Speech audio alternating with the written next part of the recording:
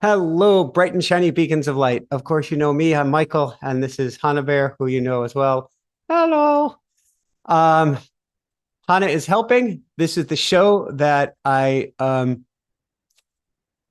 gonna try to hold it together for this. I don't know how long I'm gonna hold it together. This is the show I never ever wanted to do. Oh, you want this bow in as well? How does that work? Do you do a double bow? Is that did I violate some parenting or daddyhood rules here? Like, no, I don't want that in. Um, where do I begin? Where do I begin? I want to share with you tonight the story of Roo. Um, my guess is it not, I don't know. We're being told to write kids' books. Jessica will probably do that. There's a book I've been channeling Roo that he's going to want me to write. This isn't about any of that tonight. I know. This is about celebrating celebrating the life of Roo. Yay! That's what this is about, and about eating bows. Did you plan this? I've never seen you eat a bow before.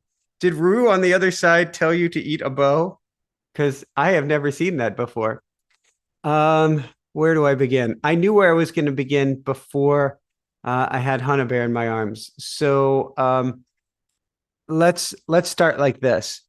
Uh, I usually channel before class, and this isn't a class, a YouTube live. I channel before YouTube lives as well, and she's tearing up. You can't see it, but she's tearing up tissue before me, the tissue in case I cry. Um, but I went to channel this morning and heard I'm not allowed to channel. I just get to do this just live from the heart, and so that's what we're doing here this evening. Um, I will share his last moments as best as I know. I'm going to save that for a little bit. What I want to share now is how I met Roo. And Roo would go with us everywhere. And so, not into restaurants, big box stores he would go into on the West Coast and the Midwest, not on the East Coast. You good for the moment? You want to say good night? Good night. Because you're going to go to sleep now. Yay. Want to say bye? Bye. Bye, everyone. Bye. You want to say bye? We had a Greg Braden show earlier today, which I made it through. The first show since Roo's transition, and she was on camera waving. All right. Good night. Love you. All right. So let's see. I would carry Roo with me everywhere. I'd carry him to farmers markets. I'd carry him to all outdoor events. I'd carry him indoors wherever I could. Um, to say he was a wingman is a gross, actually understatement, under exaggeration. There is almost no place that I wouldn't take him with me. I wore a fanny pack with a water bottle put inside of it, so it acted as a perch, so he could hold on and he could stand proud. I'd even go for runs with him, hikes. He got on the cover of a newspaper in the Catskills. He was bagging peaks with me in Lake Placid. Actually, it was the Lake Placid, not Catskills, Lake Placid Times or something. He got on the cover. How does it get any better than this? Jessica mentioned to me earlier today that she figured this day would come, but a couple decades from now, because they can live over 20 years of age. And she goes, I don't know, I didn't know how you would handle this time. And I'm handling it well. But boy, did I never see this one coming. I did. So forgive me as we go back and forth in this show tonight, and I want to celebrate his life. But I knew something was up. I knew there was an inkling. I had a hint.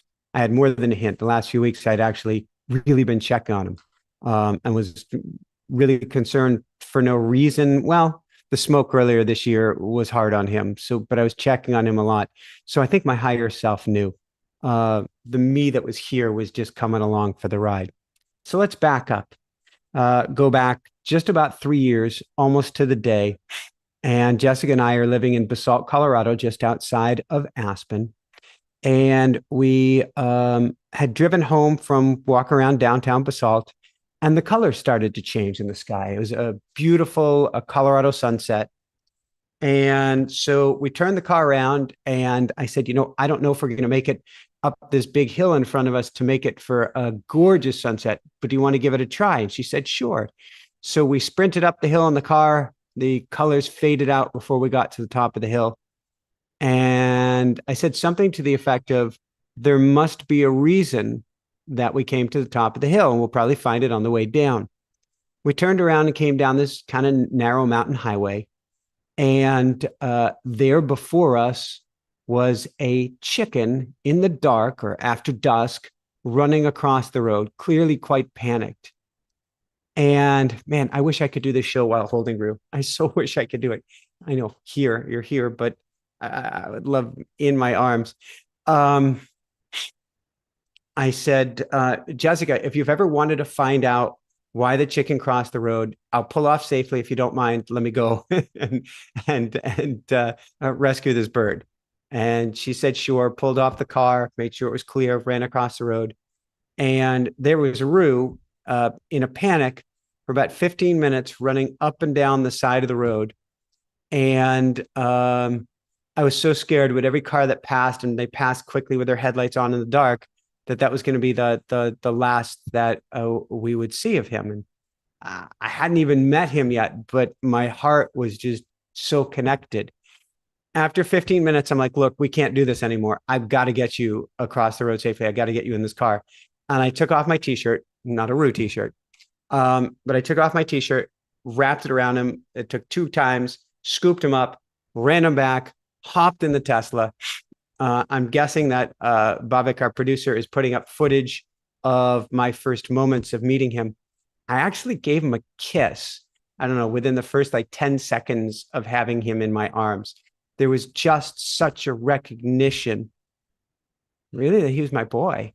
I hear from the other side, from Megan Sisk, animal communicator, and in my automatic writing, but I like having that independent confirmation that he's my brother. And I don't know what that means, but he says he shared lifetime after lifetime after lifetime with me as brothers.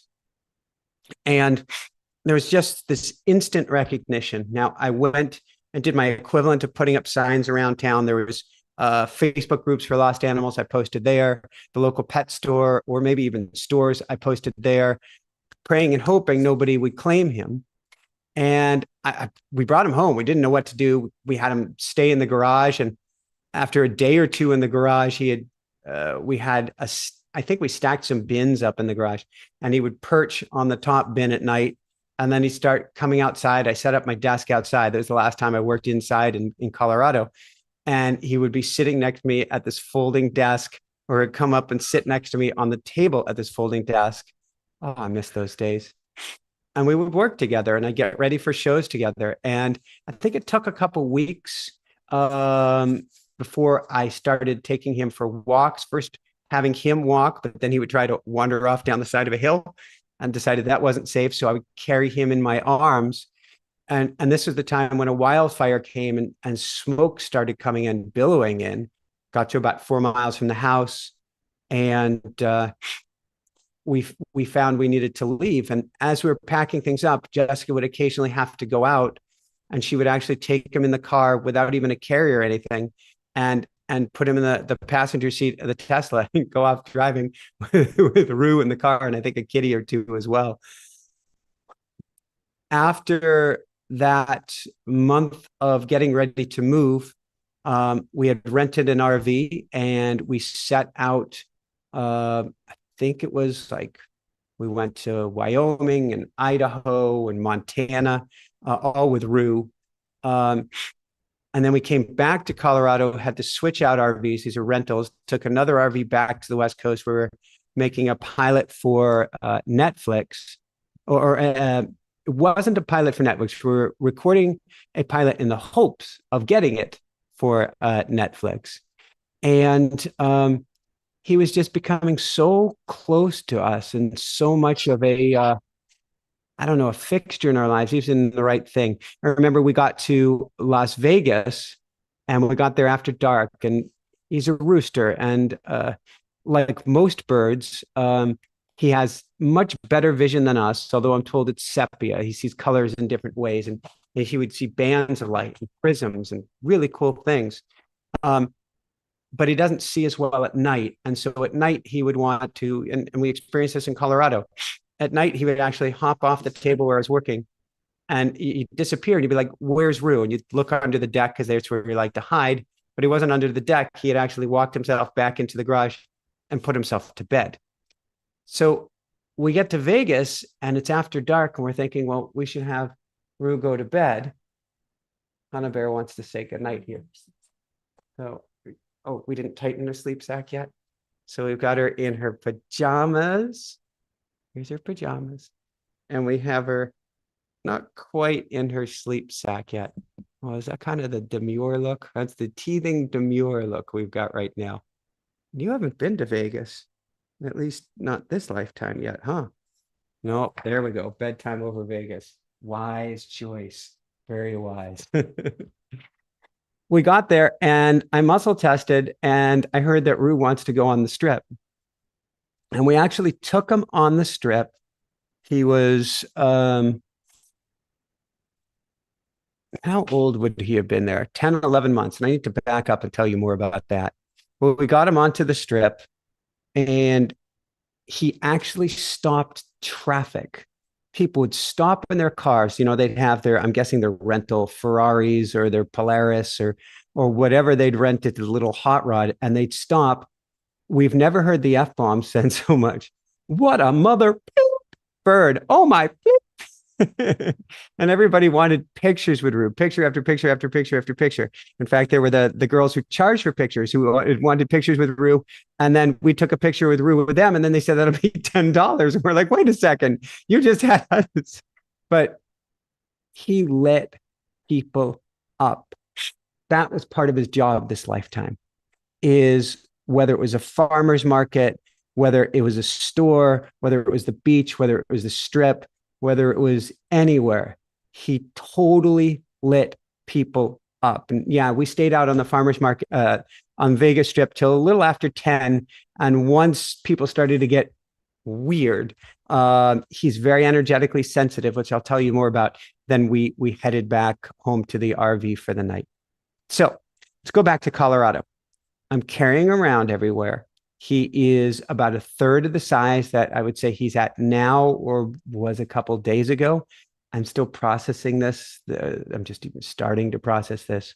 So I even feel guilty that I'm having a show about him without him here, because that was certainly not my intention. I'd take him back in a heartbeat. We had him as a third of the size. He would come outside and work with me. And we found that he liked being under a tree that had some mulch off to the left of me. And Jessica kept checking at that tree or in the mulch to see if there were eggs. And she even put out a box for him to sit on to see if he wanted to lay eggs. It wasn't that we were confused about a male chicken, a rooster laying eggs. We thought he was a she at first because had tiny little comb, tiny little, almost nothing in the wattles department, and certainly no spurs. And so his name at that point was Ruby. Her name was Ruby until we weren't getting any eggs. And then one day we heard cock-a-doodle. And we thought, well, Ruby must be, a little confused, or maybe is missing male companionship. Cock-a-doodle. Well, maybe she just has a lot of testosterone and we respect her, whether she's a she, a he, a they, it doesn't matter. It's just pure love. Until one day we had a friend over helping us pack, and he actually got protective and chased her. No harm done to anybody. And we're like, wait a second. This is growing tall. This is growing tall. These are growing long. We got a cock-a-doodle too. And he, she, they seems to be protecting us. We have a rooster. And that didn't change anything in our hearts. But I've got to tell you, the rooster is one of the most maligned and poorly treated. I don't know if you call it a farm animal, because clearly he was not a farm animal, but they keep the chicks, they kill the roosters. And my guess is that's why he was dumped on the side of the road after dark in Coyote Land. Was somebody probably loved him very much and couldn't bear to kill him, thank God, and so left him on the side of the road for the coyotes to do that. Where am I going with this? Rooster, maligned. It kind of jumps way ahead of things. Forgive me, I'm going to jump all over the place. I know I've seen it in the chat. I know we hear it all the time. And when we took him to farmers markets, and he went as recently as wow, he didn't get to this Wednesday's farmers market. Wow, we missed this Wednesday's farmers market. I was scared when we moved because we just did a double move, and I was scared he wouldn't make it because we were leaving his flight zone. And maybe you'll see that in the video footage where he'd fly many times a day. We were leaving his dock where he liked to run. And I was worried for his health of moving twice. And we know what happened. But when he got to farmers markets, he let everyone up, just let everyone up. But there would be story after story of, I was chased by a rooster. I was pecked by a rooster. Rooster scare me. Rooster this, rooster that. And this begets the whole question of nature versus nurture. Roo was loved. Oh my God, was he loved? He was also Rooster. There's a story, I'll probably butcher it, about a scorpion and a tortoise. And the tortoise is about to swim across a river. And the scorpion goes to the tortoise and says, "Tortoise, can you give me a ride across the river?" And the tortoise is like, "No, because you'll sting me and we'll both die." And the scorpion's like, "Why would I sting you? We'd both die." And tortoise is like, "Okay, that makes sense." And so scorpion hops on the back of tortoise. Thank you, Amanda. Hops on the back of tortoise, and they head across the way. They get about halfway across the river, and the scorpion stings the tortoise. And the tortoise, before they both go under, says, "Why'd you sting me?" And the scorpion goes, "I'm a scorpion." Roo was amazing. He was gentle. He was kind. He was compassionate. He was courageous. Him around kids was crazy, the amount of love and kindness and compassion and patience he shared. And he was quintessential Rooster. Why was he so special? Well, clearly that was his nature. But I didn't get him as a chick. I wasn't what he imprinted on at birth. I didn't train him since birth. This is a lesson for all of us, for life. The amount of unconditional love that was showered on and shown to Roo. Such unconditional love. And occasionally he would peck. More likely he would just do a side shuffle dance of, let's see where you are in the pecking order. And occasionally he would be strong and grumbly. He was a rooster. You love him even more. You just love him, and you love him, and you love him, and you love him, and you love him. And you love him, and you love him, and you love him. And his heart opened up. His heart was bursting at the seams. His heart was so ignited. And he knew that when we took him to farmers markets, he was going to light everybody up. He knew when we took him in anywhere, he was going to light everybody up. He knew when he came on the show here with you, he was going to light everybody up. That was a big part of his mission. And it came out of this unconditional love. So we learned he was a boy. We took him with us. We went out on the RV. We ended up in Palm Springs, California. It's beautiful RV park where we were going to stay the winter. We were like, beautiful place to rest our hats, hang our hats, rest our heads. And everybody was loving them up there until they weren't. One night we had a beautiful walk just before sunset. We're headed back into the RV, and a woman drives by with a golf cart, and then a guy comes by with another golf cart, and she goes, "Hey, Roo!" And we turned and waved. At that point, I wasn't in my most recent months. I ever since Roo got hot here this spring, he would fluff his feathers out because roosters and chickens cool under their armpit and by opening their mouth. And so he would open his wings up a little bit, and I could move his wing and like to wave hello. I didn't do that back then, but we said hello to this woman, and the guy passed, and the woman was like, "Hey, it's Roo." And the guy's like, "Roo, don't get me started." And he wasn't crowing there or anything. But we went from about to sign a long-term lease to being politely asked to leave the following morning. And I think we had till noon to get out. Apparently, he was not happy that Roo was there.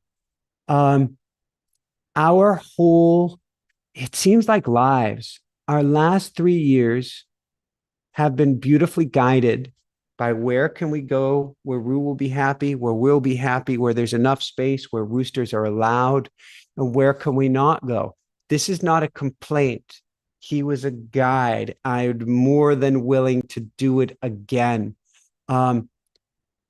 It was just fascinating. And I want to share with you the day in the life of Roo, of how much he guided our existence. And maybe now's a good time to take you through a day in the life of Roo. You'd wake up in the morning. Oh, he has had, I'm going to work on my tenses. He has, we'll go with past present tense. He has a soft kennel that he's been using in the front of the Tesla. So he rides shotgun. Jessica's in the back seat with Hannah Bear. You can see I have some healing to do. We're still in present tense. It's only been 3 days. 3 days, Friday night. Yeah, 3 days. He would ride shotgun. I'd often have the zipper to the soft kennel open so I could be petting him on his comb, unless he'd get too frisky and want to get in my lap. If he wanted to get in my lap while driving, that I wasn't too keen on, and he wouldn't want back in his soft kennel. So I had to make sure that he didn't venture too far out of it while I was petting him. A random aside, last summer we almost lost Roo, and that was the foreshadowing of this summer. And he had gotten very, very sick last summer, right after a move as well, which is why I was so nervous. And the only way, he couldn't walk, he couldn't stand. The only way I could get him to eat was to take him in the Tesla with me, and he would eat while we were driving. And I learned his favorite foods at that time. Worms a bit. It was really blueberries. And I would make all of these sliced up fruit salads for him, and we'd go for long drives so that he would eat. And he had 2 misdiagnoses, and then he had a third vet that said, if he's really sick, we're going to have to destroy him and report him to the state. That experience freaked me out. They were holding him and said, we can't release him. We may have to report it to the state. He may have to be destroyed. And thank God we were able to get him out of there. And he wasn't sick. It was, I was not feeding him right. I was feeding him very healthily, but I was feeding him the foods that you feed to a laying, what's called a layer, a hen. And he was getting very fat internally. And the combination of his fat internally, along with what they said was his testicles, his balls were too big. He had 2 big balls, were pressing on his lungs that he couldn't breathe well. So we had to change the diet and give him medication to shrink the size of his balls for a while. He never actually acted deemasculated. We were fortunate for that, and then they returned to their normal size, and he was apparently fine. Um, where was I going with that story? Oh, just that I would take him for long drives and take when I was taking him to the vet and around that time. So Roo has a soft kennel in the Tesla. He has a soft kennel in his bedroom, and he still has a bedroom here. And between you and me, I'm scared to go in his bedroom. I have been in once. I'm scared to go in his bedroom. Where he passed away, I flash back every single time because I was there when it happened. I'll share in a little bit. Um, but a day in the life of Roo would be he's in a dark room with a blanket over his soft kennel. I get up early in the morning. I sneak downstairs or wherever it is. I do my automatic writing, usually just before I finish my automatic writing, and it'll actually come out in my automatic writing. Roo's ready to get up. Or I'll be writing my daily woohoo newsletter, dailywoohoo.com. I'll be writing that, and I'll be in the middle of the newsletter and hear Roo will be getting up in just a moment. And he'll cock-a-doodle-doo repeatedly for a few times before I would get him up. I always tried to get him up at exactly the same time, 7 o'clock. I certainly learned from Roo, schedules are best. That and baby schedule is best. I would get him up, and in our last house, I would take him outside first to the flight zone. We're on an elevated deck, with a little fenced in area with a mound on it down below.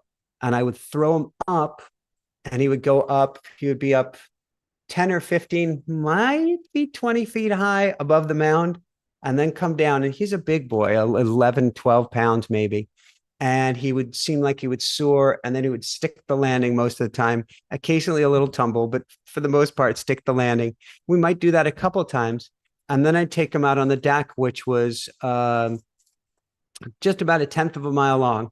And I'd walk him out the dock to the end of it, put him down, and then I'd run back, and he'd run and chase me. Not chase me like to hurt me. If I stopped, he'd stop by my side. Then I'd run again, and then he'd run again. But we'd run down the dock, go back, run back, row back and forth, at least 2 or 3 times. So we'd get a little bit morning exercise in. Then he had his area in the house that was his, and I would prepare his food, which was chopped veggies and pellets for him, get him some fresh water, some vitamins, some probiotics. He had the good life. He had up on his perch, and I don't know if Bavik has a picture of his perch. He would have his 2 girls, Henrietta and Susie Q, and who he loved very, very dearly. He would curl up next to them. He would protect them. He would stand on them. You might have seen him doing some interesting things during classes with them on occasion. and then and he'd be fairly quiet until Hannah Bear woke up. Then I'd carry him with me to go say hi to Hannah Bear. And then he would be singing until we got just the right music on. He loves his music. We learned when taking Hannah Bear down to the cardiologist, because he didn't like this stop and start little highway that we would drive down to get from Hapatcong, New Jersey to New Brunswick, that if we played Cubano music, was the first music that we found calmed him. And later on, until his last days, his absolute favorite music was Barry White. We have played more Barry White than we cared to for many a lifetime. We love you, Barry. But he loved the crooning of Barry White and loved the love music of Barry White. And in between Barry White's songs or whoever he was listening to, he would start crowing in the car or in the house because he's like, when's the next song? And he's very much into pattern recognition. If the baby's crying, first off, if Hannah Bear wakes and we don't know about it, we're in another room, he will crow and let us know. But if she's crying and he crows and lets us know, he'll then stop. But if she stops crying, he'll crow and lets us know. He had strong pattern recognition. Roosters are incredibly energetically sensitive. Their job is two things. Their job is to procreate and to protect. That's most roosters' job. His job was really about sharing the love and teaching me so many different lessons that I just started writing all of them down today. And there's a book in me that we're going to have to get out. And Jessica's already planning, I believe, on writing children's books. I want to share all the lessons he taught me. Somebody mentioned here in the chat, I haven't been following much of it yet because I'll get lost in the chat and just start crying. And I'm amazed I haven't started crying yet. Keep going, Michael. Jessica will be like, it's okay to cry. Yeah, I want to get through this first. He got along with the cats. Lovebug tried to play with him. She wasn't successful at that. They tolerated him. We had wanted a bird for years, but figured, we could never have a bird because we have cats. Apparently, if you get a bird that's bigger than a cat, that changes the equation. Let's see, going back to song, music, mornings, him crowing, him singing, different music, sensitivity. A rooster to me can see emotions. Maybe kitties can too. But if a kitty has an EQ of 10 and we have an EQ of 1, meaning if they're that energetically sensitive, a rooster is pegging 100 or maybe 1,000. If I was to have an errant thought in another room in the house, if I was to look at an email and go, oh no, in my head, Roo on the other side of the house will go, there's danger, do something about it. If anybody in the house had a scary thought, he would crow. If ever our energy was out of alignment, he would crow. Now, it could create a feedback loop. So we had to really, really watch our energy. And it's interesting. On the one hand, let's be honest, it could create a moment, and particularly, he was not a fan of phone calls.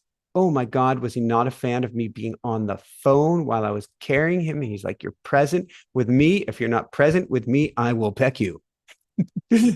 Because he wanted this. He taught me such a lesson in presence. Just love me up. Just be present with me. All is good. If you're on the phone, if you're focused on this and that, and you're carrying me, then why are you carrying me?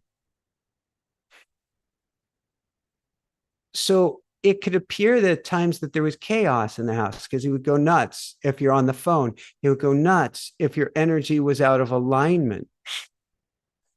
But what he was really trying to do is, I have big energy, not an ego thing. If you put me in the biggest stage in the world, actually, if you put me in a seat near the biggest stage in the world, in the biggest stadium, and all of a sudden the person going to speak, something happened to them. And the crew is going, well, who are we going to get to speak up on stage? It's 1 million people. And they found me and somebody handed me a mic and said, we need you to give us talk on anything right now. Go ahead. I'll go, oh, phew, I can finally breathe. I hold that kind of energy. I hold that kind of space. Roo demanded that I watch my energy, that I don't barf it out all over the place, that I don't spill my energy over everyone else, that I reel it in and bring it back here. He was very demanding of me watching my energy. And he would watch everybody else's as well. So we'd go out and he would share unconditional love with just about anyone. But there'd be the occasional person where he'd be like, understand, a rooster has 270-degree vision. We see this way. He sees all this way and all that way. Very little is his blind spot. So he'd look at me and I'd be like, oh, okay, let's have you pet very, very, very gently. Only once or twice did he ever peck somebody who was petting them. And the reason was they approached him like this. They approached him like a dog. They approached him in front. Well, guess what? A rooster is very energetically sensitive, which means he needs his space. You don't go putting your hand in front. If I put my hand in front of you, you might bite me too. And he's like, give me space. It wasn't Big Peg. I said, give me space. He taught me so much about energy. And somebody just mentioned blueberries. Oh, man, that was one of the greatest discoveries. Not just that he loves blueberries, but there's a Brazilian Israeli gentleman by the name of Lou who has a acai berry bowl stand at the local farmers markets. And it was very hot about a month and a half ago, and very smoky out. This is when Roo lost his voice, and I got real concerned about it because it was so smoky out, and his cock-a-doodle-doo changed sounds. At which point I did try to take an emergency visit to the vet. They canceled the appointment literally like 5 or 6 blocks away. I tried again on Monday. They canceled the appointment as well. And he was starting to get better. And I'm like, I guess he doesn't need to go in right now. And that was like a month and a half ago. He did get fully better as best as I know from that. But the next farmer's market, still warm out, hot, got a acai berry bowl with a bunch of blueberries on top, except there were no blueberries on top. Between the time that Lou handed me the berry bowl and I picked it off of the counter, which is 10, 15 seconds, Roo had hoovered every single blueberry. And I was so happy and proud of him. I'm like, good, Roo, you're taking matters into your own hands. And he's like, shake his tail feather. He was so happy. Energy. He shared all the energy he could. He lived larger than life. He sang larger than life. He would protect us. Rooster's job is to protect. If a rooster lost its life protecting the flock, it would feel it was a life well served. That's what they're, I don't know, created for, however it works out. And so he was looking out for us left, right, and center. And I was looking out for him left, right, and center. Maybe that's where I go right now. I made a list of questions, and I want to hear everybody's questions. Somebody just said, Roo berries. Yes, absolutely, Roo berries. I was worried after last summer, and I was worried about his lungs. And certainly right before it got smoky, he was running so far. But I guess when I got really worried this year is when we went for Hannah Bear's heart procedure, and we had a dear friend staying at the house to watch after him. When we came back, his stomach wasn't in good shape, and he had a nervous stomach, which was another reason you wanted to watch his energy, because if he got concerned about us, he would have diarrhea. We felt terrible about that. When we came back, he had a very nervous stomach or a very upset stomach. I watched his diet, cleaned up his diet even more, exercised him even more. He seemed like he was in a great shape till about 6 or 7 weeks ago, right after the smoke hit New York City. It came down towards Florida. That's when he lost his voice. That's when we tried to get him into the vet. That's when we went to Megan Sisk, animal communicator, as well, going, is he all right? And she's like, his lungs are a bit weak. They're going to be a bit weak for life. She also said that he's starting to wind down, and she kind of left it at that. And I'm like, wind down? He's going to live over 20. Well, we were told that roosters till 2 or 3 are very testosterone driven, and then they start to calm down. In fact, in the morning, his comb would be up beet red like this. And his earlobes would be beet red as well. Thank you. Oh my God. Thank you. Thank you. Thank you so much, Brenda. Thank you. Thank you. All my love, Brenda. All my love. And then as his testosterone would go down through the day, his earlobes would start to get white, which is a place of love. And his comb would start to go a little bit limp later in the day as his testosterone levels got down. And we assumed, because there was a woman who rescues roosters, who picked Roo up, only person who picked him up other than a vet. And Roo freaked out when we met her, and he picked her up because she was going to teach us how to take better care of Roo. Roo was afraid we were giving him away. This is when we were living outside Joshua Tree. 2 winters ago. Roo was panicked. We were going to give him away. You could hear him say, "Please don't give me away." And I scooped him right back up and put him in my arms. And then she took us around this place with a lot of caged up roosters and two that weren't, that were on her bed. But I put Roo in the car so he didn't have to worry.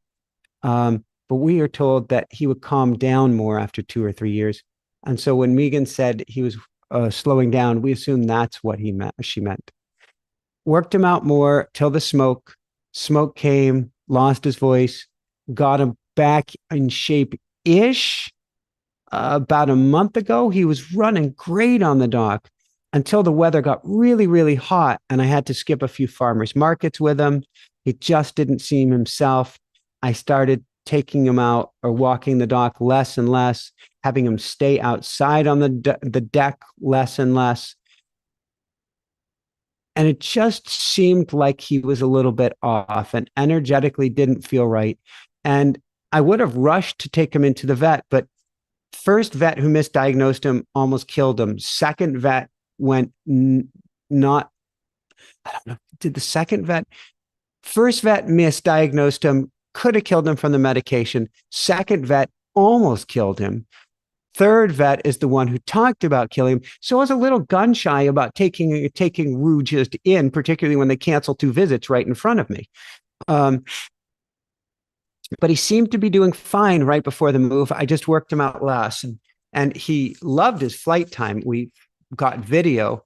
The day before we left, we got flight time video. So glad we did that, because you can't film Roo while you're taking care of Roo. And people have said, why didn't you do TikTok? Why didn't you do Instagram? Why didn't you do this or that? Well, how do I film him if I'm holding him? But also, I know there are people who get fluffy dogs or pigs or who knows what and do it as a social media thing. Roo was family. We weren't trying to. Roo wanted to be famous. He wanted to be famous. He knew he was famous. He knew he was special. Megan says he didn't know till he got to the other side just how beautiful he was, but he knew who he was. But we didn't try to do that with him. But we did get him on film flying last week, and we were very, very happy about that. And then we got to the first move for 4 days, and we've never heard him happier.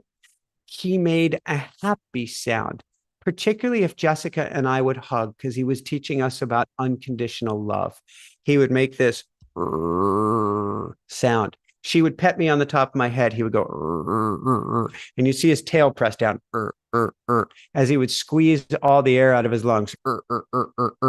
We would hug or pet, and the first house we moved to, which is the temporary house, he was just erring and erring and erring and erring and erring up a storm.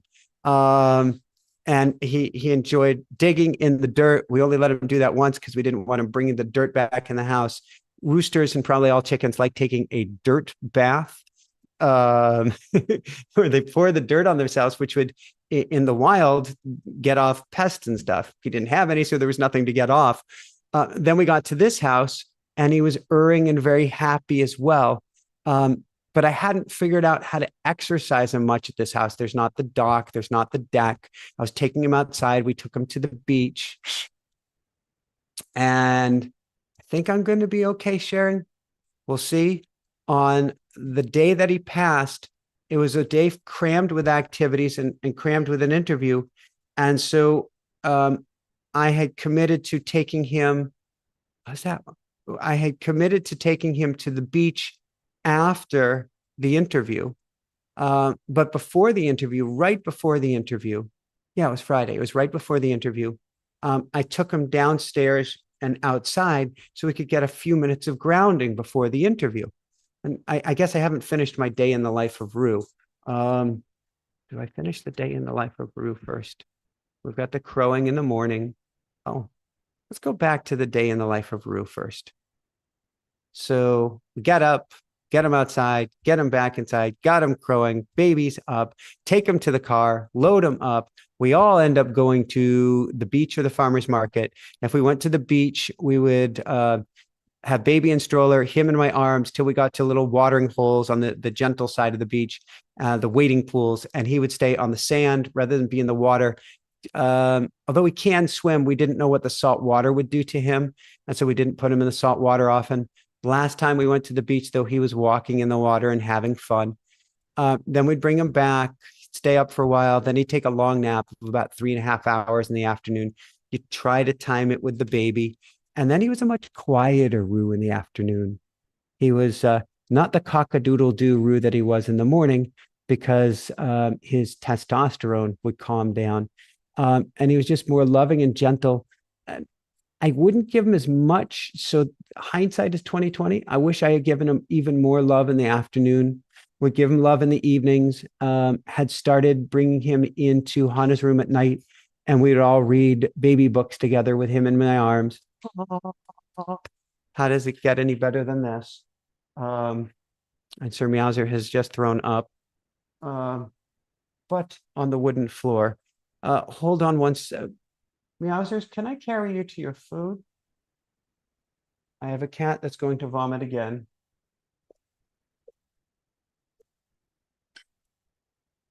Oh, we worry about Sir Meowsers too. Meowsers, can I get you some food? Hold on one second. I'll have Meowsers say hi and get Meowsers some food here. Meowsers, I put out food right before the show. This is Sir Meowsers. If you haven't met him, he knows he's Batman. All right, let's get you some food here. Be right there, everybody.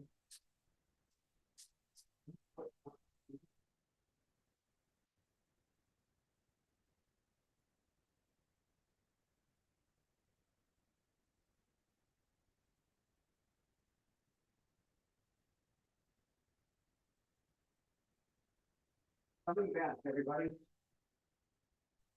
All right.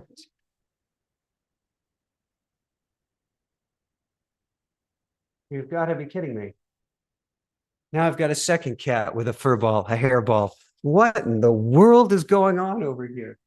That's a first.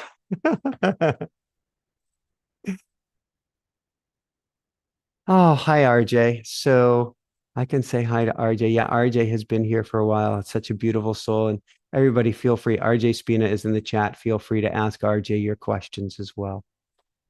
Okay. So let's double back to Roo's last day. I've taken him outside. We've given him a flight on the grass. He sticks a beautiful landing. I don't throw him up too high because there's not a mound like a ski jump for him to land on. But he stuck it perfectly. And it was hot. It was over 90 degrees out. So kept him out for just a couple minutes. Brought him inside, and he did a little dance with me. It's called a side shuffle. If you've ever seen Native American dancing, where they have people dressed with feathers, and you watch the males, they'll put their arm out and dance around with one arm extended, one wing really, and then dance around with the other. Roo had that dance. We called it the side shuffle.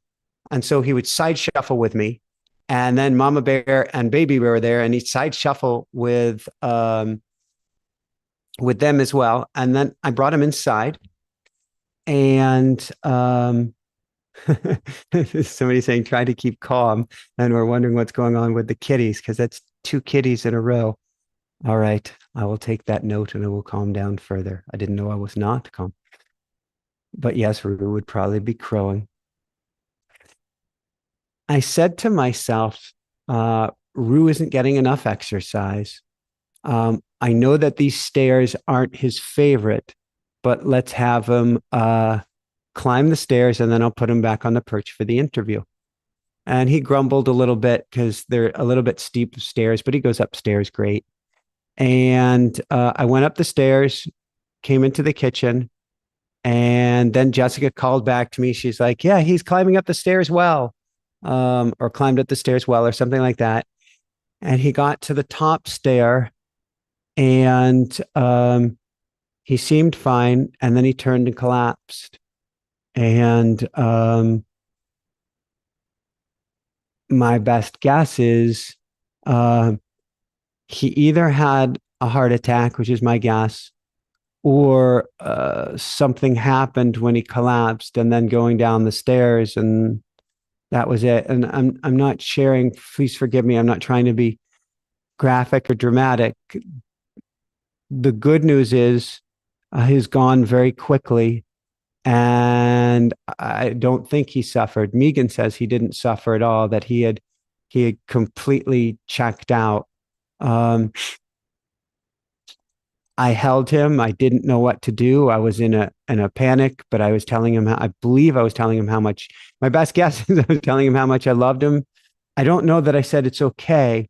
I just immediately thought, let's bring him outside to the ground, to the grass, and get him on the earth. And I just loved him and loved him and loved him. And then he was gone. Um,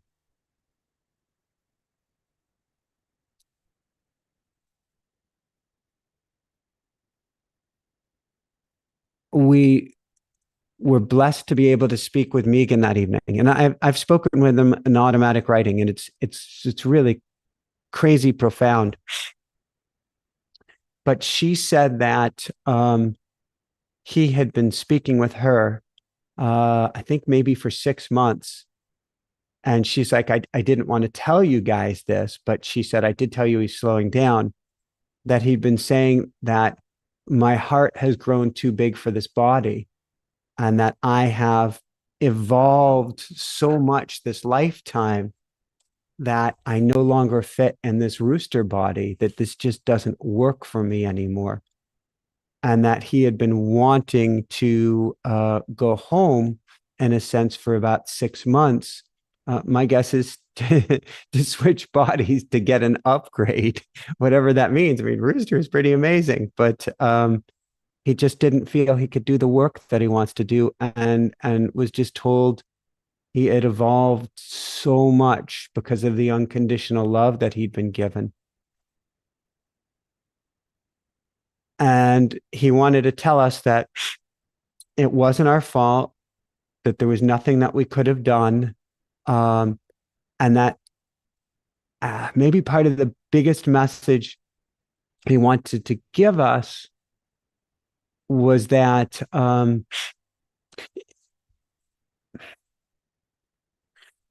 when he passed, the first sensation I got was relief, which I wondered if I should feel really guilty about, because it just came out of the blue. Oh, thank God. And it wasn't an, oh, thank God, Roo is gone. Understand the depth of my hole right now is, um, he was my wingman everywhere, all the time. I'd even take him in the trailer on bike rides. That morning, I done a trailer ride with Hana Bear only because we were missing a part, and I ordered a same day delivery of a part so he could be on the bike trailer the next day as well. Yeah, Inner Shanti. It was relief for him. I didn't know it at the time. Um, and what he said to Megan is, I don't want them to feel like I did this for them. And what he meant by that is, I am so glad we had him in our lives. I would do anything to have him back in our lives. I would have him for 20 years. I'd have him 30 years. I'd have him for my whole life. I would be so honored and cherish that. And at the same time, he was a rooster. It wasn't easy. He was loud. There's only certain places you could stay. There's only certain places you could go. You had to, your whole life revolved around Rooster.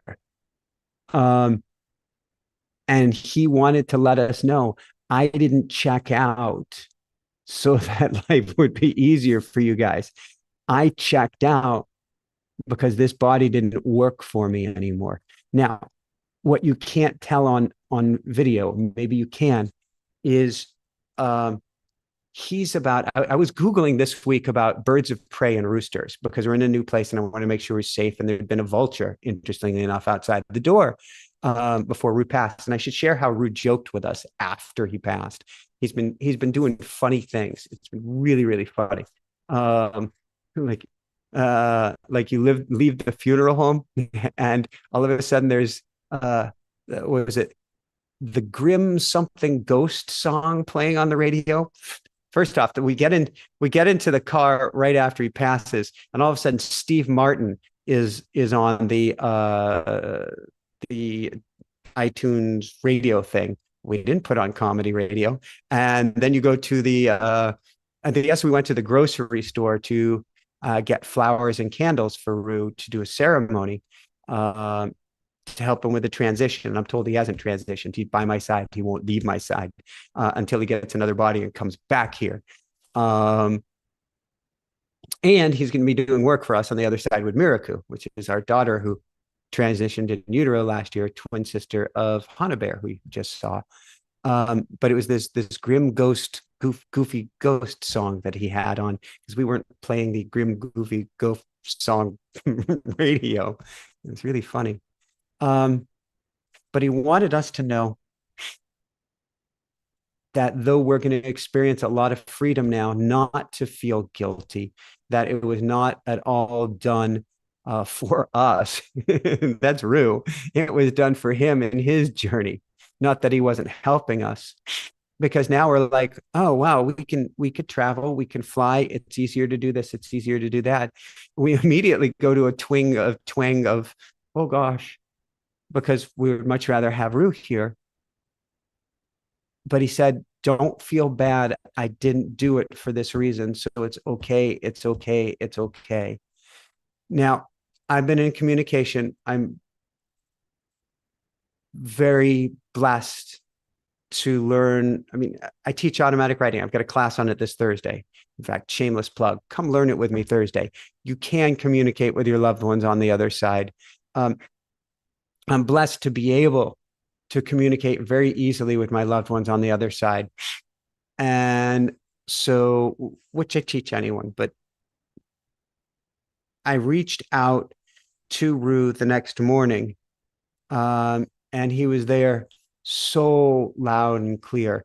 The funny thing is, he had been cracking jokes with Megan.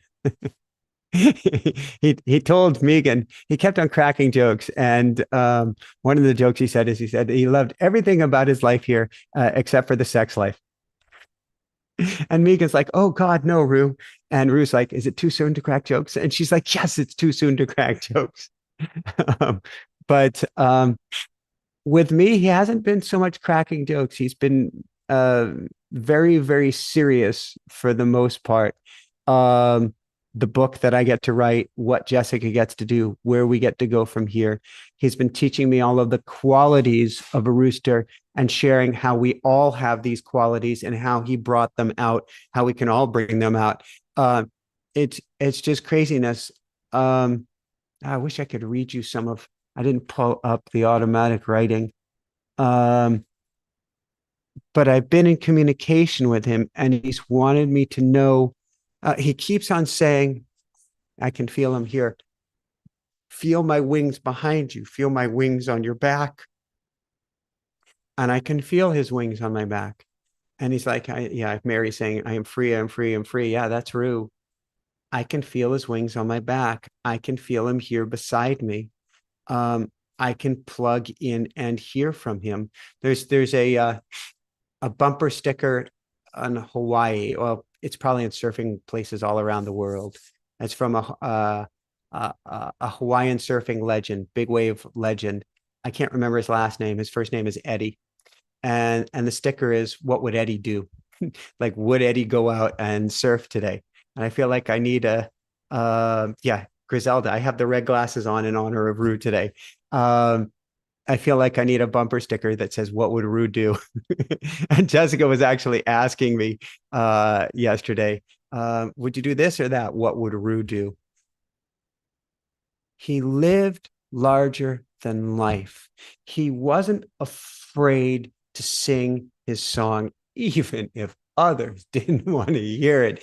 He didn't judge anyone. He was so kind. He was so compassionate. He was so protective. He was so loving in the best way he could as a rooster. And I think there are just so many beautiful lessons that he was sharing then that he wants to share now. So I'm going to open it up to questions. But the last thing is, we had Roo on his perch which is a folding table, which we've always kept like nice towels on it, best as we could. He's a rooster. And we set it up with the sunflowers, with some other flowers, and with his two girls, Henrietta and Susie Q. What do you call it? His two stuffies, his girlfriends. We set those up with him there for his last night here. And I don't remember when it was. He was laying on a yellow towel on his perch. He's got his two girls up behind him. And maybe we came back in from up outside, and one of his stuffies, Susie Q, had her arm up like this. And I don't know if that was a salute or if that's waving to him or what it is, but she had her arm up. Her arm won't naturally stay up. You have to tilt her to the side and hold her at just the right angle in order to get her arm up. But her arm was up. Roo used to take his girls, and if they were tipped over on the floor, he used to pick them up and position them upright to take care of them.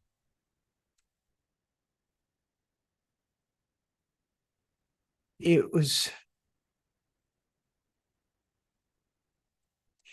he was both like the scorpion, a rooster, and at the same time, pure love.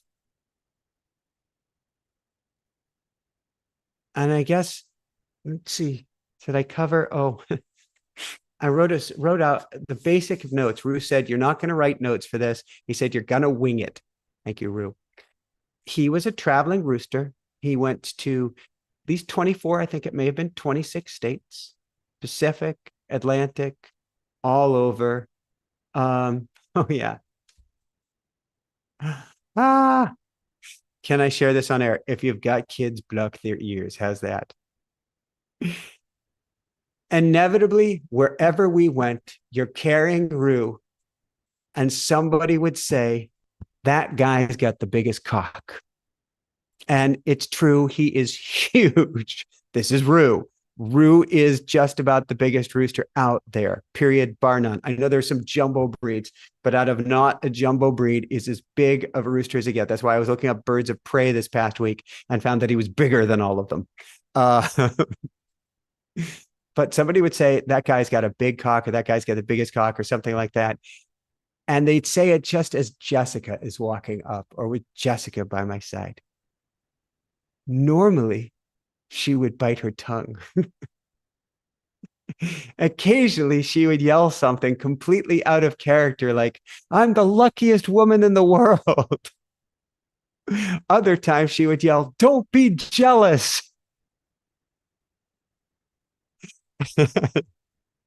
It was always one. And that's the thing. He just brought out such joy in everyone. Such joy and such love. Such love. Alrighty, let's go to some questions. I'm going to take some sips of water, and thank you for, I don't know. I feel like I haven't cried. I haven't cried because of your energy. I couldn't really prepare for this. First off, Roo wasn't letting me, but I couldn't look at photos. I couldn't even read the comments because as a teacher of this stuff and as somebody who's had two near-death experiences, I get it. I get that he's in a better place, and that seems like cliche, and it's not. And yet it's still such a complete and total hole in my heart.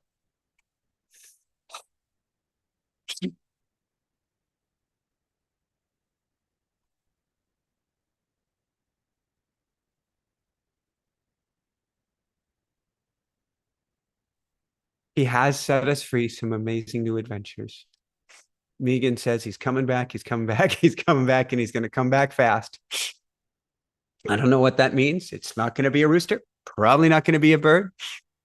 Could it be a boy? Could it be a giant dog? Could it be, I don't know, an elephant? I have no idea. We had never asked for rooster. Much better than everything we could have imagined. So who knows? Who knows? But let me take a sip of water and let's open it up to some questions here. Rel. Okay, so Tony Bennett passed at the same time as Roo, on the same day as Roo. And uh I didn't know much about Tony Bennett, although I had a long time ago listened to a lot of his music and Frank Sinatra and Mel Torme and some other of the greats. Um, but I read about right after Ruth's passing, I read about Tony Bennett's passing, and I went and put on Tony Bennett, and I did it again tonight. And both times I put on Tony Bennett, the first song was "If I Ruled the World," and I think there's even a line in there about flying or flying high. The song "If I Ruled the World," and that song is Roo quintessential crooner in a nutshell. And yeah, he liked some other music early on. I never played him Tony Bennett. Uh, Frank Sinatra wasn't a big fan of. Elvis was in his earliest days, but then didn't like him. Jim Belushi liked James Belushi, not so much so. So the Blues Brothers. Um, but I think he would have loved. I think he would have loved Tony Bennett. All right. So let me drink some water. uh, oh man. So there was an eagle experience that Megan had right after he passed. I had a bird almost hit the car on the right side earlier today, a bird of prey. I'm not sure if it was an eagle or not, but came within a couple feet of the right window. And Roo said, keep watching for eagles, keep watching for eagles, keep watching for eagles. He dreamed of being an eagle. I know he dreamed of being an eagle. I know when I would throw him up in flight, he would pretend that he was an eagle. Um, and he said after passing that now he can fly. And so I don't know that he'll come back as an eagle because it'd be hard. Well, it was hard to take Roo around, but I did it. Would I take an eagle around? Oh, heck yeah. But well, we'll see what he comes back as. Um, but yeah, okay. Let me drink some water and then we'll go to a few questions here. And as I'm doing this, Lumi has gone up on Roo's perch and is next to his sunflowers now. Sunflowers was both I guess it was both ceremony, and we were told sunflowers is what he likes the best because he likes sunflower seeds, which we had to stop giving him after he had the internal fat. Um, and when we went to the funeral home for his cremation, it was for another funeral, but it was laid out in such a way that he had all these sunflowers around him too, which I thought was just such a blessing.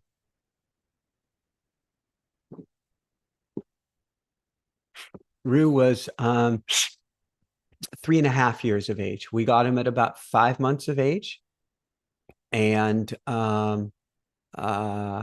he was about a third of the size that he grew to. He didn't have spurs. Had we had known when spurs started coming in, we would have started trimming them sooner. Thank you so much, Heen. Instead, they got to about a little over an inch in length. We were like reading on this, and we heard some roosters don't get spurs, some do get spurs. Oh, he would have had the mightiest spurs if we hadn't keep them trimmed. It was one of his favorite things, and I learned that in automatic writing. One of his most favorite things was what was called spa day. And spa day was about every 2 to 3 weeks. Probably could have been more often, when I would hold Roo and Jessica would trim his spurs and trim his nails and trim his beak and make him look oh so pretty. And he loved that time with us, and he loved that time with Jessica. He apparently that was his favorite day in the world, was anytime spa day came around. All right. Sorry for the sniffles here. I'm hanging in there.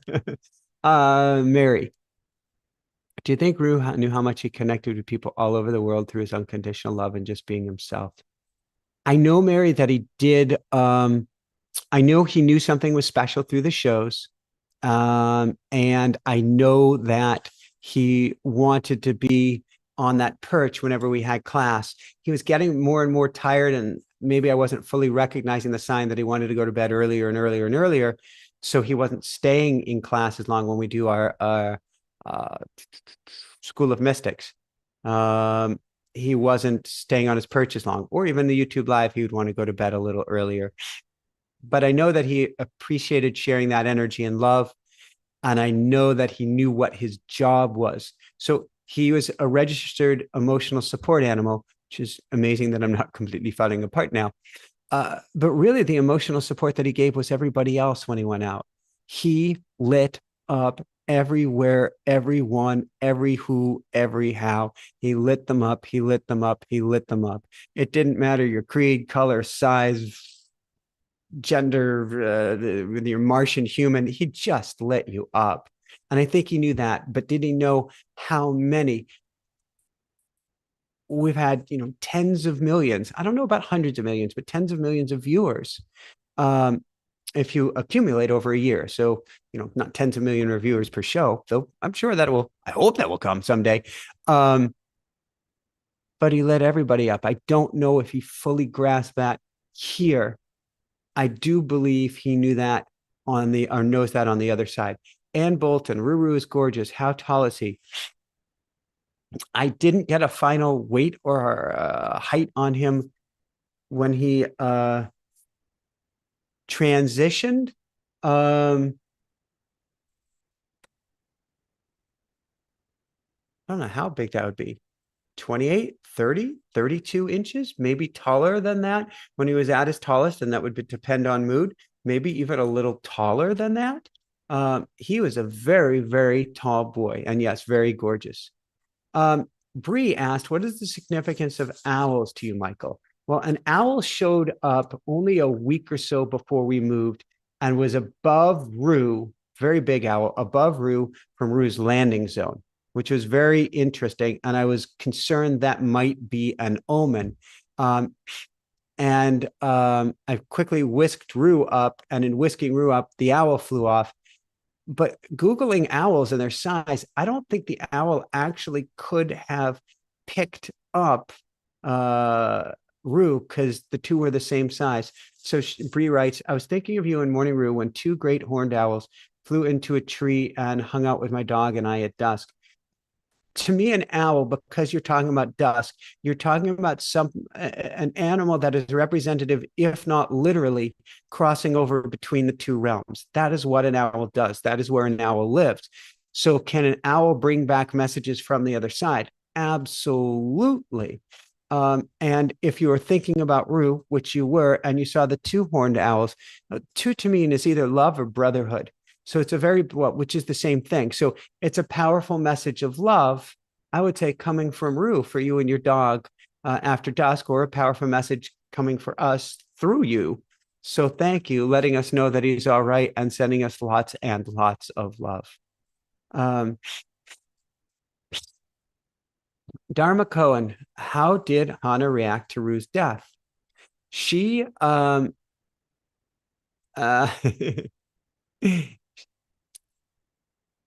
I don't know how to say this without it sounding weird. She knew he wasn't gone. She pet his coat. She pet his feathers. She played with his feet, not in a disrespectful way, in a very respectful way. But she at no point acknowledged that Roo is anything but here. She may have even laughed for a minute, not laughed at him, but it was very, very clear she could still see Roo. She has no doubt in her mind that Roo is here. I hope that connection stays to where we can ask her about it once she's more verbal. But Roo to her is as real here as I am or as you are. And so she was absolutely, completely unfazed. And I mean, it was very clear, like we had her, a key point with Hannah, key point in our new parenting milieu or understanding. Entrances or exits are very important. And this is very much of a shamanic concept. It's so many indigenous traditions. Entrances and exits are so important. So if a family member is visiting and a family member leaves and doesn't want to wake the baby, no, I want to wake the baby. I want to wake Hannah. I want her to see her family member leaving so that she doesn't wake up and be startled by where they go. Why didn't they say goodbye?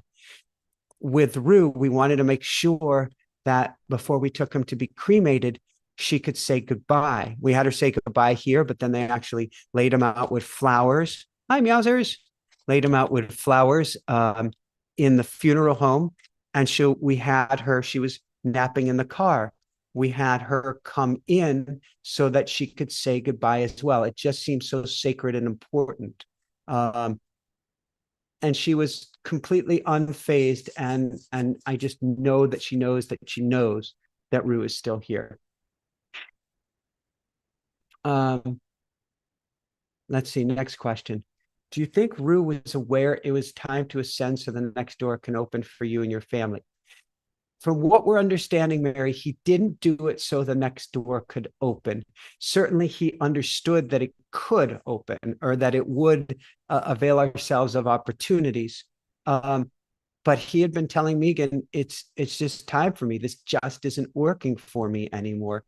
And I know Meowsers is going to try to come over here. We'll see if that bumps the camera or not. Meowsers, do you want to come over here?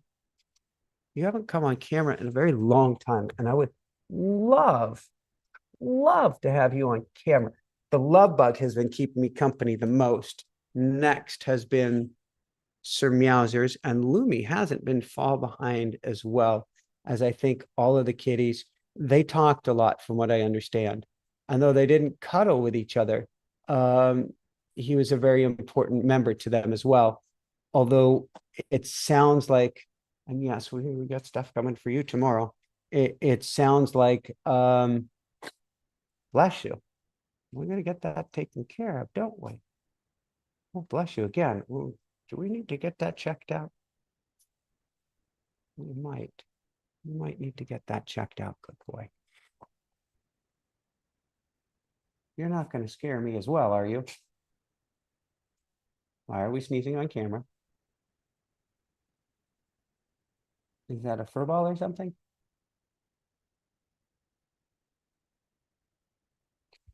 My guess is we are going to get Meowsers a vet appointment and get him checked out. Oh, Jess, thank you so much. No matter all that we do, we will always feel guilt, but they guide the timing and their way of exit. He was surrounded by love and he was surrounded by family. Sending all who miss him my love. Yes, thank you so much, Jess. And yes, it was, Jessica put it best. Pumpkin, our literal coyote mix who passed away after a book tour more than a decade ago, he did it after, or she did it just after we moved into a place. Koa-kun, who is our kitty who from Maui, did it soon after we moved back from Maui, transitioned. And now Roo, after we got here, I think they wait for us to get comfortable. They wait to make sure that we're safe, and then they feel that they can go about their journey or what's next for them. And as I'm saying that, Meowsers is the elder statesman, and I'm going, how can I feed you better, Meowsers? And why were you sneezing just a bit? And what do I get to do for you? Because we get to put some more meat on that bones, Meowsers. We definitely get to do that.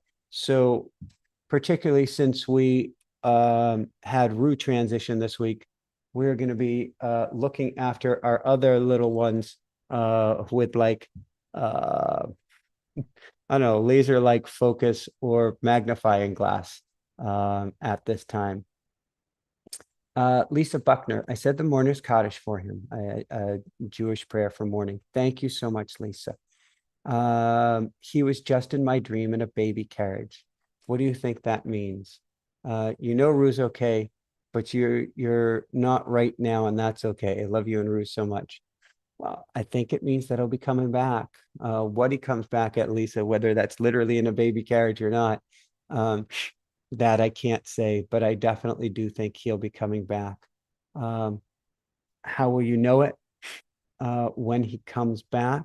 And feel free to get in a few more questions, because I know then I'm going to get to bed here. How do I know it when he comes back? When we got the love bug, it was, I think, 6 months 6 months after Koa-kun's passing. Let me get you some more food here in a few minutes. And um, she expressed many of the same characteristics as Koa-kun to a startling degree. And so we're convinced either it is Koa-kun or it's kind of what we've heard is two souls sharing one body. Um, but it's clear that Koa-kun came back to us. And so I think, and Megan has said it, now I've got a lot of cat hair in my mouth, that we will recognize when he comes back. And I truly, truly believe that. Am I going, oh no, will I not recognize? There's a little tinge of that, but I truly believe we will recognize him.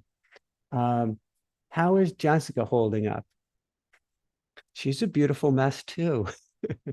We go through highs and lows. We go through happy moments and we go through moments of crying or despair, or we go through moments where we feel we can't breathe. Um, but that's kind of part of this journey. Thank you, Sylvia. Thank you, thank you, thank you. We are doing our best to throw all our love into even more into Hana Bear, even more into the kitties. Um, and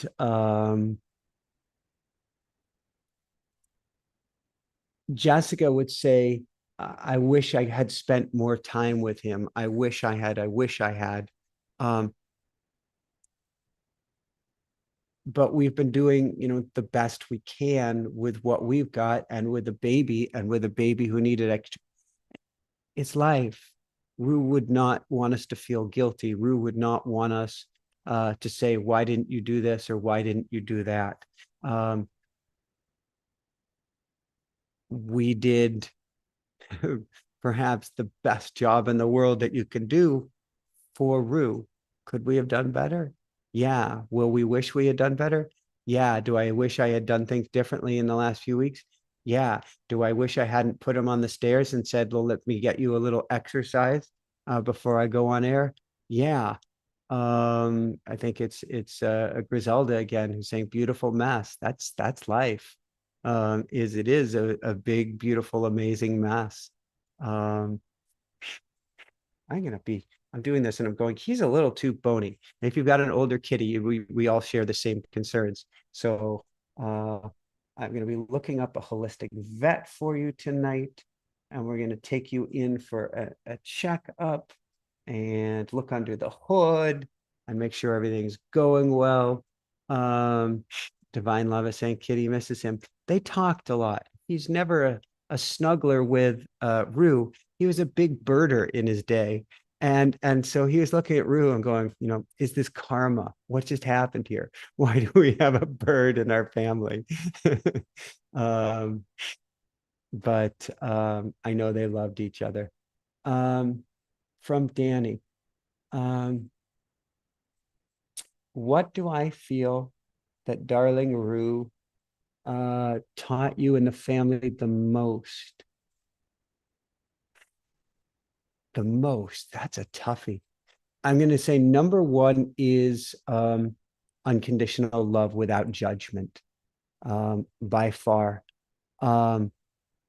Both how he responded to unconditional love and how important it is to bring unconditional love. So he was a rooster and he was a very proud rooster. And if he didn't like something, he'd let you know. And he might let you know strongly. He really did not like me being on the cell phone when I was supposed to be loving him up. And I got a call last week and he let me know how much he did not like me being on the cell phone. And you love him up.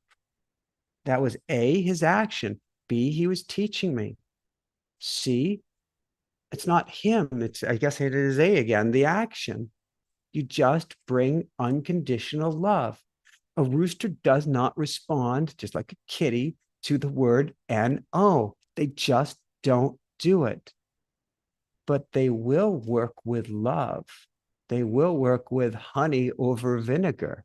And it was such a powerful lesson. And it's interesting because there are studies now, study after study, about the human brain and brains of kids, and how resilient a child is, even if they're brought up in a war zone, if they're treated with love and kindness, if they're treated with compassion, and how much they become fightful, fearful, rageful, and literally have changes in the front of their brain, in the frontal lobe, if they're brought up in a not so loving and kind environment. Forget about being in a war zone.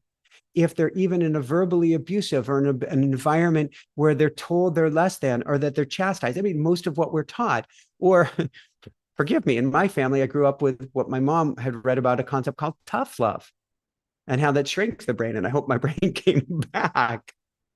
But what he taught is tough love is not the answer. If you go head to head with a rooster, you're going to lose. You're gonna lose. Because a rooster, there's a reason they had him as horrific for fighting. So rooster will not back down, but treat them with love and they'll melt. Uh-oh. Oh no. Um,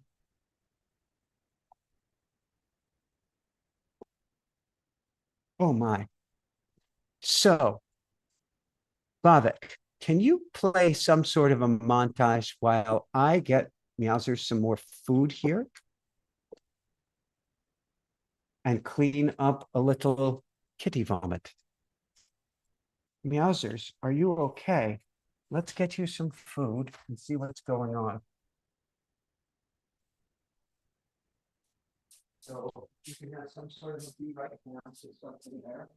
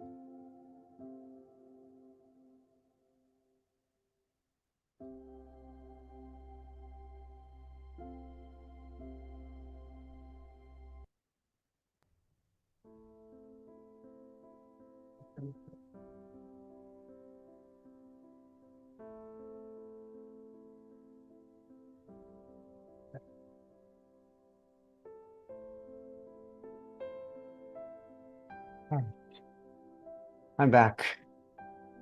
Ish. I got me. Okay, I'm ready. Okay. So I'm not sure what's going on with Meowsers, whether that's the event tonight or what. But I'm gonna get him checked out tomorrow if I can now. That was interesting. So two kitties and three vomits during a show on Roo.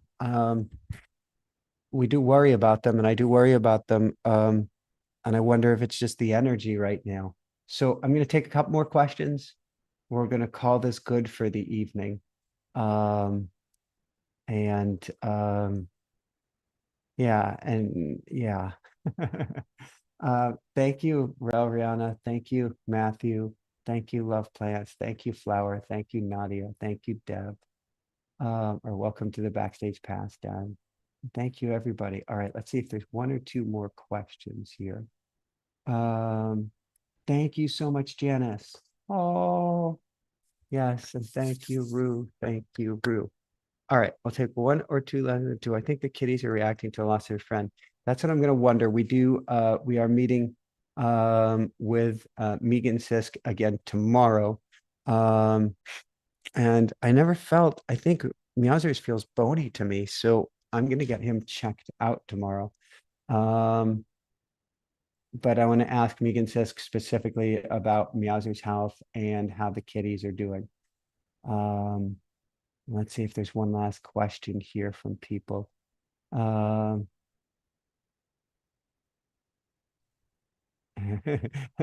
Somebody said, I love that Meowser's in the stroller while you're in chicken costume holding Roo. Yes, we get to put you in the stroller more. We've got the stroller here with us. Um, and yes, the cats may not be feeling well because they miss Roo. It is so eerily quiet here without Roo. Um, I guess the quiet is deafening. He was very loud. He was very raucous, which is interesting because I'm naturally I am either both very loud or very quiet. Um, but not normally chaotic, and it could be chaotic with Rue here. Um, but I loved him and I loved it. Um, have you felt Rue, Gable? Yeah, absolutely. Um, let's see, anything else here? Vomiting can be your body's way of purging emotions. Yes. Oh, how to sign up for Thursday. Aya, if you could put down a link for signing up for automatic writing, and we'll also have a link in the description. We'll have a link for how to sign up for Thursday's automatic writing class. And yes, you can definitely learn how to communicate with your pets on the other side. And Lisa, yes, I agree. I totally miss the crowing. Um, yeah, I'm just waiting to see if there's just one more question. Actually, I guess Lisa, there's a link to automatic writing up above. Oh, there we go again. Thank you. Yeah, people are saying, Joan is saying that automatic writing has changed her life. It it helps. Um, it helps so much to be able to communicate with your pets or your loved ones after they transition. I cannot speak enough to how much it helps. And at the same time, thank you, Leanne, that hole in your heart. And thank you so much, Janice. Thank you so much, Janice. That hole in your heart is still a hole in your heart. I can know automatic writing is at 3 Eastern, 12 Pacific. You can know and you'll be able to get the recording of it as well. You can know things and yet you can still miss someone tremendously because I can't hug him. I can't pet him. I wanted to take him in 5Ks and other running races and just light people up because we ran all the time together. In those cases, not on the dock, he was in my arms, but I can't do those things with him. Can't take him on the stroller with me. Can't take him back to the farmer's market. We went to the beach today and it was the first time that people weren't staring at us. And Jessica's like, it's really weird not being stared at. And it's not that we crave attention that way. But it's just Rue was larger than life. And we were honored to be able to participate in that larger than life. Ari, I believe we'll know when we see Rue. I'm guessing it'll be an instant recognition. Um, probably mixed with a little disbelief, but my belief is we'll know, and I'm told it sooner than later. But what that truly means, um, that I couldn't tell you. And I don't know. Thank you, SK Abstract. Thank you so much.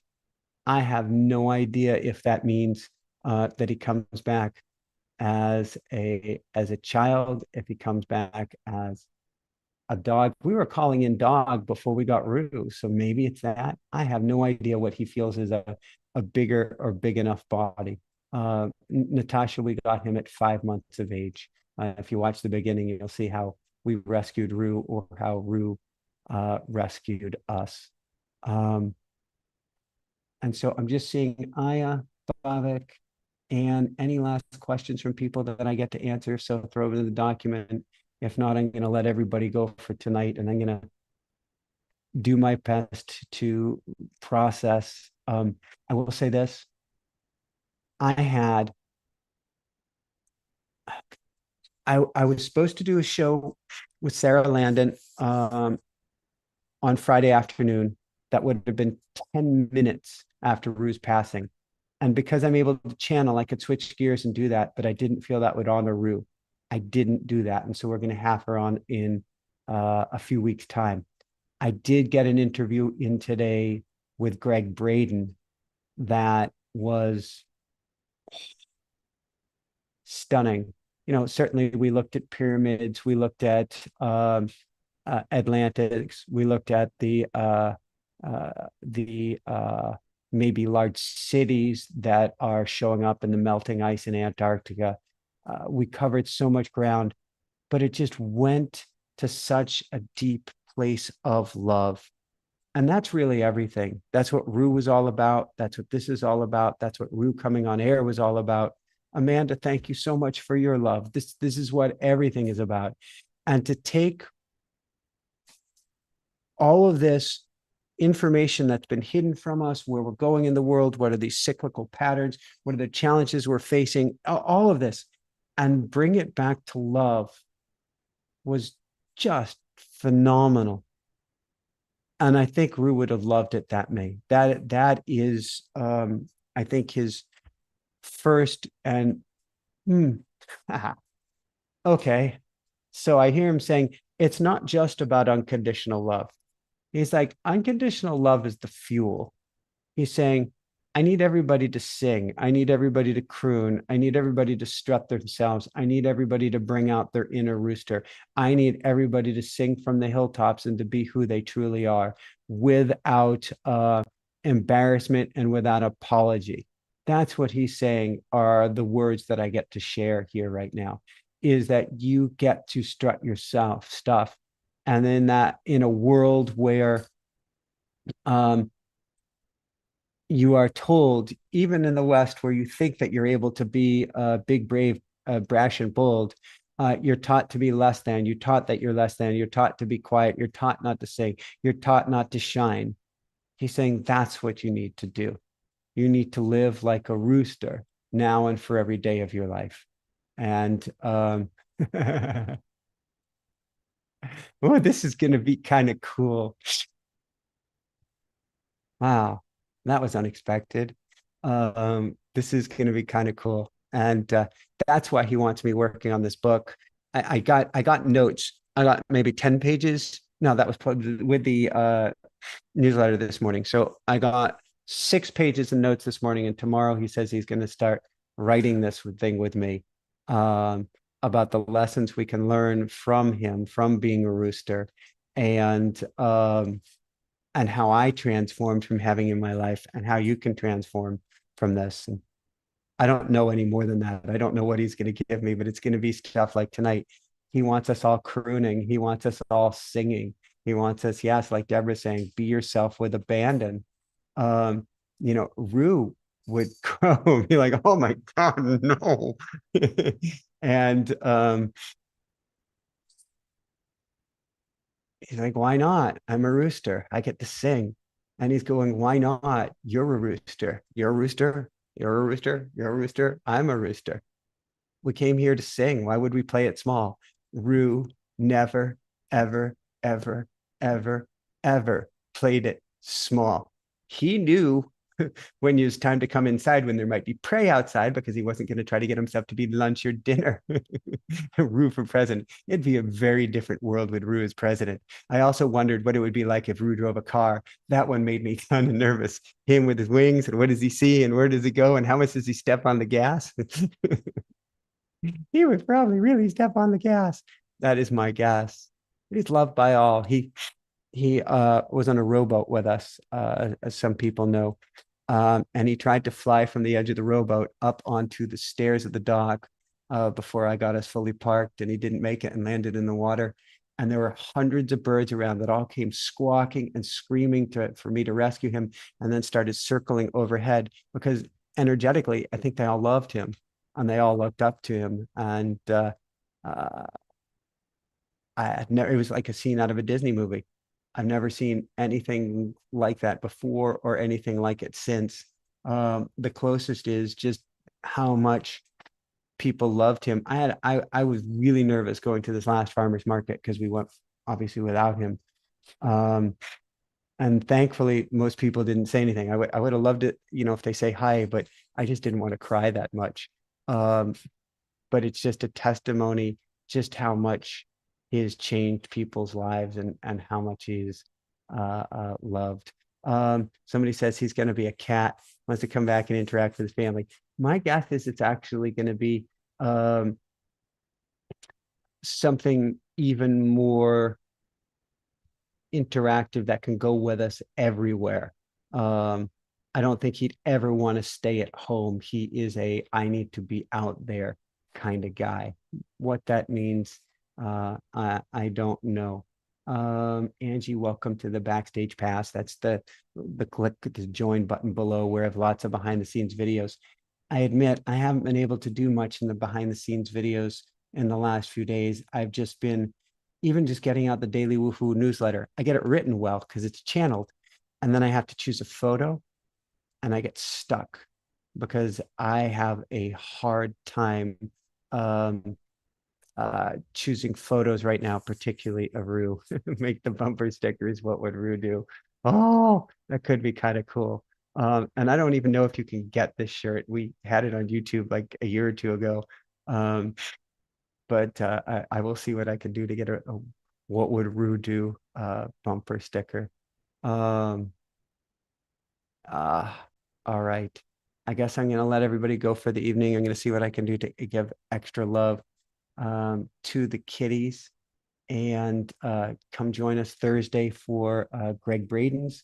Well, we've got Thursday afternoon, learn automatic writing, and wow, Meowser's just tapping me with his tail. And then Thursday evening is Greg Braden.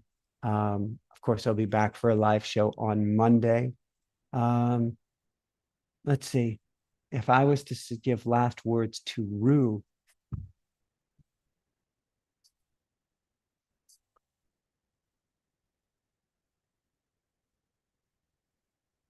without melting down, what would they be?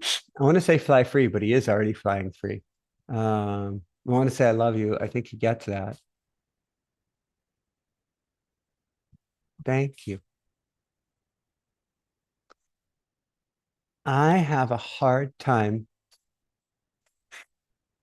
seeing back more. Thank you, Movie Mondays. Seeing back more than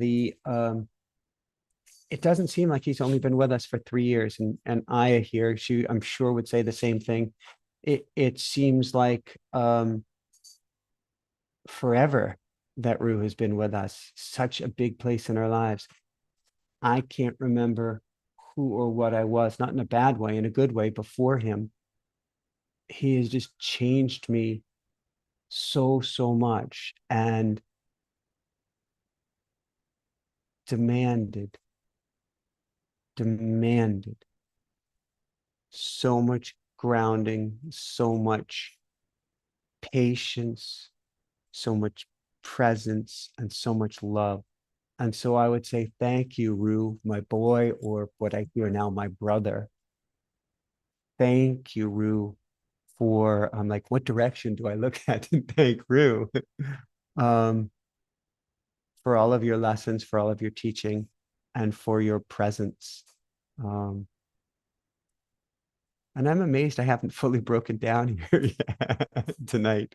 Maybe I'll do that off air. But I want to send you love because this was um I'm just so glad that you could share this. I'm so very glad. If you've met Roo in person, I know how much like Mary and many others who are here, how special it is to meet him in person.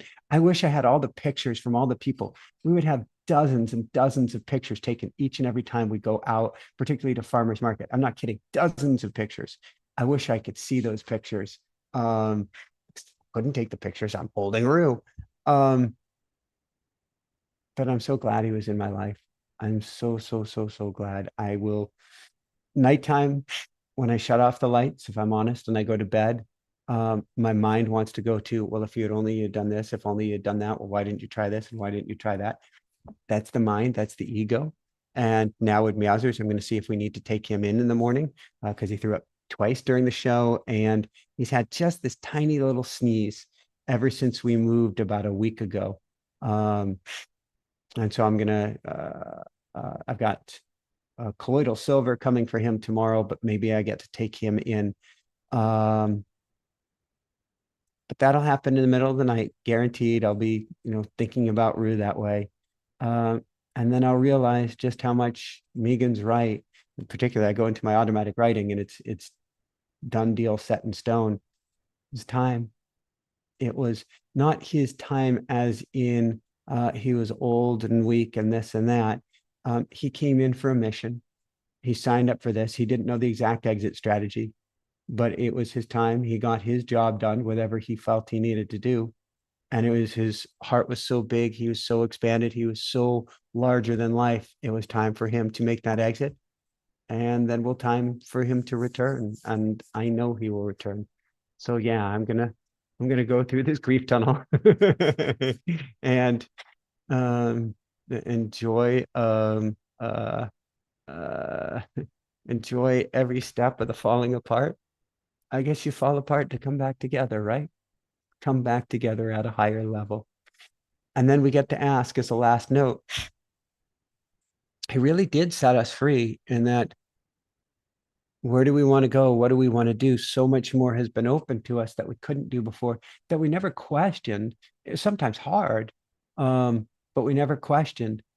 But now it has thrown many a door open that uh, we're going to walk through some of those doors. I don't know what that's going to look like. I think next weekend it means we're going to go visit my family if we can in New Hampshire for a family gathering, because we don't need to get a roof sitter. It's a kitty sitter, but I can make sure kitties are healthy first. But stay tuned, and I'll keep you along for the ride. We'll go on this journey together. How's that sound?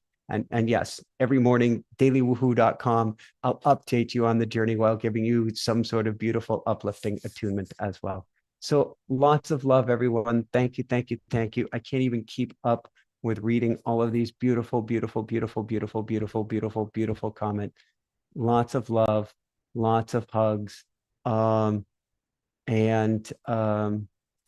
yeah, Palm Mom, exactly. He had an extra 3 years since we rescued him, and he had a bonus year this year because last summer it was a miracle. Megan had said he had already given up. He was like, "Don't worry about me," and I think he meant that.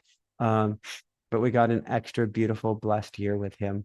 So, a last note: if you have somebody in your life, give them a hug, give them some love tonight. Call them in the morning, let them know how much you love them, and then sing. Bring your song and sing, sing, sing, sing it out. Amanda, it is a town called Whitefield. I believe it is, where there's some ski area or something. I want you to sing with all you've got. Sing from the mountaintops. Sing, sing, sing, sing, sing. Be you, unafraid you. Roo, be Roo, be you. There we go. And live your life with everything you've got and with every crow you've got. So lots and lots and lots of love. Be well, everybody. Good night. Good morning. Good everything. I love you. Good night.